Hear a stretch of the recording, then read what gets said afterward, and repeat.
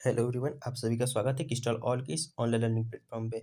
तो हम इससे पहले बात कर रहे थे संधि के ऊपर, जिसमें संधि के 3 प्रकार होते हैं। ठीक है, स्वर संधि, व्यंजन संधि और विसर्ग संधि।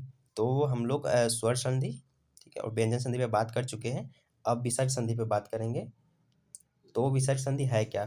ठीक है, जब विसर्ग के स्थान पर विसर्ग के साथ स्वर या व्यंजन आए, ठीक है, तो उसमें जो परिवर्तन होता है वह विसर्ग संधि कहलाता है। ठीक है, जैसे कि मनः धन अनुकूल, ठीक है, तो मनोकूल हो गया। निस धन पाप, निष्पाप हो गया। तो इसके कुछ नियम हैं, वो बात करते हैं। तो विसर्ग संधि के नियम में मुख्यतः 10 नियम होते हैं। ठीक है, कुछ नियम इंपॉर्टेंट है, इसमें से हम बात करते हैं। जैसे कि विसर्ग के साथ च या छ के मिलन से विसर्ग के जगह पर स बनता है। तो च या छ के जगह पर क्या हो जाएगा? ठीक है, स बनता है। ठीक है, ये कहना चाह रहे हैं। और विसर्ग के पहले अगर अ हो, उसके बाद में अ आता है, अथवा वर्गों के तीसरे चौथे पांचवें या लगे तो विसर्ग को ओ आदेश हो जाता है। जैसे कि यहाँ का क्या कह रहा है कि अगर विसर्ग के पहले अ हो, ठीक है, मतलब कि व्यंजन स्वर हो, और उसके बाद में अ अथवा वर्गों के तीसरे पांचवें वर्ण हो, ठीक है, जैसे कि या य लव हो, तो विसर्ग का ओ आदेश हो जाता है। ठीक है, तो इन दोनों कॉन्सेप्ट को समझते हैं हम। कि पहला क्या बोला आपको कि विसर्ग के साथ च या छ का मिलन हो तो उसके स्थान पर स हो जाता है। ठीक है, एक मिनट, इसका उदाहरण नहीं है। हाँ, तो ये देखिए, मनः और अनुकूल हुआ। ठीक है, इसके जगह पर तीसरा पांचवा आया वर्ण, तो क्या हो जाएगा कि यहाँ पर ओ आदेश हो जाएगा, तो मनोकूल हो जाएगा। ठीक है, अब इसी तरह देखते हैं अधोगति। तो अधोगति, ठीक है, अधोगति या तीसरा वर्ण आया तो अधोगति हो गया।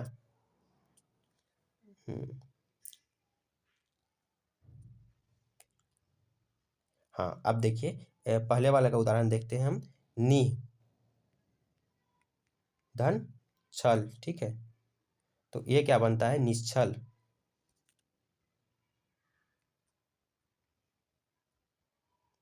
ठीक है, निश्छल। ठीक है, ये पहले वाले का उदाहरण हो जाएगा। बात करते हैं विसर्ग के पहले आ को छोड़कर कोई स्वर वर्ण हो, मतलब कि और आ को छोड़कर कोई भी स्वर वर्ण हो, और बाद में कोई स्वर हो, तो वर्ग के तीसरे चौथे पांचवें वर्ण अथवा य अलावा तो विसर्ग का र या र हलंत हो जाता है। ठीक है, तो विसर्ग के स्थान पर स के मेल पर विसर्ग के स्थान पर भी स बनता है। जैसे कि पहला कंसेप्ट क्या बोला है यहाँ पे कि अगर विसर्ग के बाद अ और आ का छोड़ कोई भी स्वर हो, ठीक है, मतलब कि विसर्ग के बाद कोई स्वर हो, ठीक है, तो उसके स्थान पर क्या हो जाएगा? वर्ग का तीसरा चौथा पांचवा हो तो हम विसर्ग या फिर वर्ग का तीसरा चौथा पांचवा, ठीक है, मतलब कि तीसरा में क्या आ जाएगा? ग, घ और अंग। ठीक है, इस तरह से 5 4 मतलब कि पद जो वर्ग है, ठीक है, उसमें, और य र ल व इनमें से कोई हो तो विसर्ग का र या र हो जाता है। ठीक है, जैसे निह, निह जोर रोग। ठीक है, तो ये क्या बनेगा? निरोग। ओके, और अगला है दुह जोर शासन। ठीक है, तो अगले नियम के अनुसार क्या कहता है? विसर्ग के साथ स के मेल होने पर विसर्ग के स्थान पर भी स रहता है। ठीक है, तो उसके जगह पर क्या होता है कि आपका स हलंत आ जाएगा, मतलब कि आधा स आ जाएगा। तो दुह जोर शासन, तो क्या बन? दुशासन बन गया। ठीक है, यशः जोर शरीर, यश शरीर। ठीक है,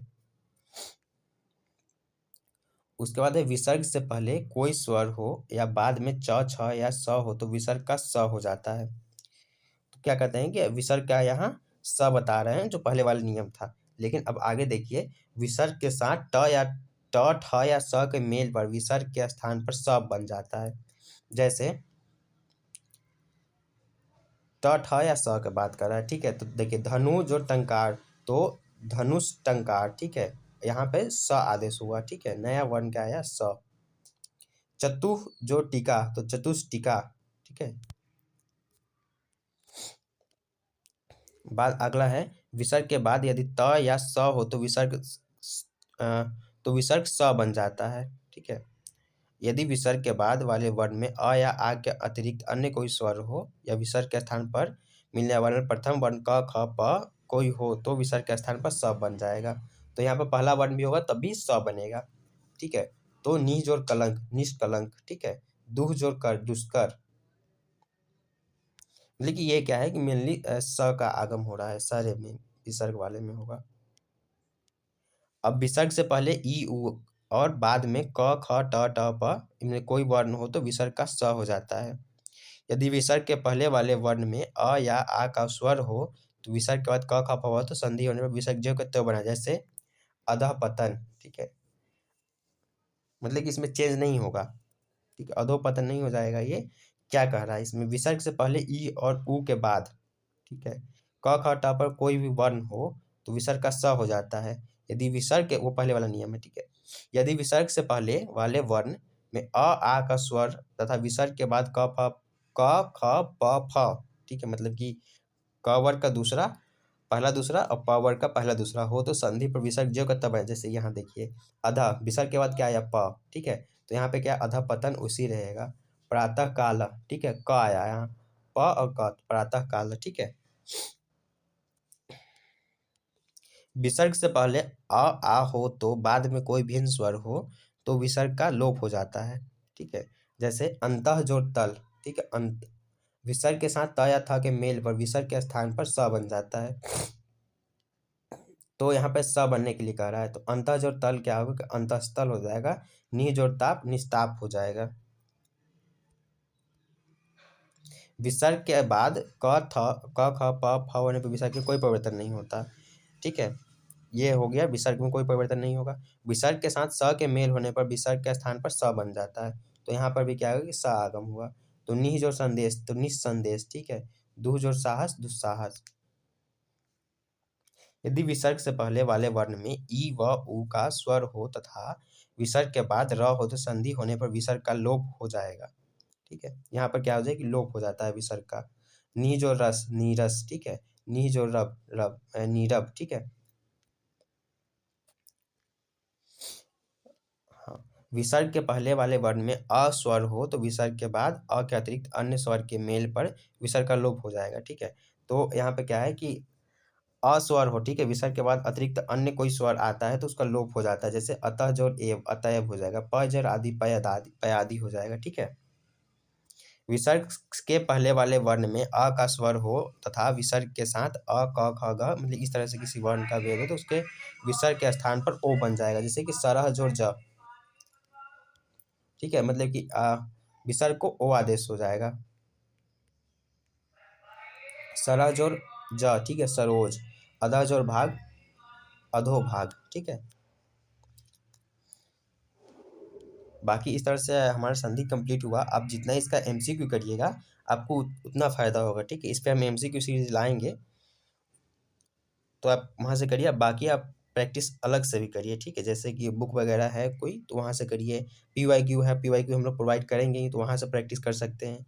बाकी हम लोग जल्दी पीडीएफ प्रोवाइड करेंगे इसके लिए, आप वहाँ से प्रैक्टिस कर सकते हैं। पीवाईक्यू का पीडीएफ हम लोग प्रोवाइड करने वाले हैं, तो आप वहाँ से जितना ज़्यादा प्रैक्टिस करिएगा उतना अच्छा होगा। हाँ, ये हमारा नंबर है। ठीक है। इस पे आप व्हाट्सएप या मैसेज कर सकते हैं कि आपको कोई दिक्कत हो, कोई क्वेरी हो, फॉर्म रिलेटेड या कुछ भी, तो आप हमसे कांटेक्ट कर सकते हैं। ये हमारा टेलीग्राम है। ठीक है। इस पे हम लोग क्या करते हैं कि क्विज आता है। ठीक है। एमसीक्यू फॉर्मेट में क्विज आता है, तो आप जितना ज़्यादा क्विज प्रैक्टिस करिएगा उतना अच्छा है। ठीक है। ये मेल है, इस पे आप कोई दिक्कत हो तो आप मेल कर सकते हैं। Thank you. आप चैनल को वीडियो को लाइक कर दीजिए, चैनल को सब्सक्राइब कर लीजिए, बेल आइकन को दबा लीजिए। ठीक है।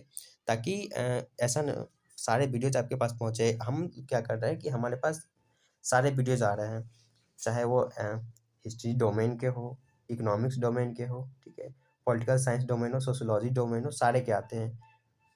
तो आप वहाँ से लाइक चैनल को सब्सक्राइब कर लीजिएगा, तब रीच कर सकते हैं हम लोग के पास। ठीक है।